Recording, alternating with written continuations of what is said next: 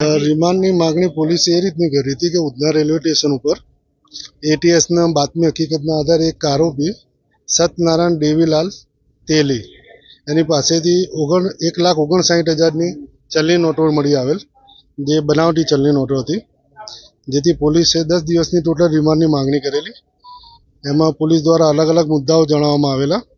Main તો જે બીજો આરોપી ખરી, તાહિર નામ છે, કાલી ઉર્ફે રઈસુદ્દીન શેખ, એની ધરપકડ કરવાની બાકી છે. અને બીજી કે ભાઈ આ જે નાણાં ખરી, જે ડુપ્લિકેટો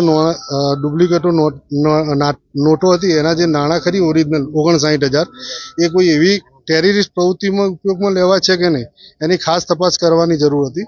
એટલે હાલમાં 1 દિવસ પૂરતી નામદાર કોર્ટ દ્વારા રિમાન્ડની મંજૂર કરવામાં આવી. અન્ય કેટલા મુદ્દાઓ હતા? અન્ય મુદ્દાઓ હતા કે ભાઈ બીજા આરોપી જે છે એના ઉપર બીજો એક જે તે સમયે ગુનો દાખલ થયેલો છે એટીએસ દ્વારા, પણ એમાં પેરોલ જમ્પ કરેલી અને આ પેરોલ જમ્પ કર્યા પછીનો બીજો ગુનો કરેલો છે. અહીં હવે આઈઓને ખાસ વધારે ખ્યાલ હશે કદાચ. સોરી,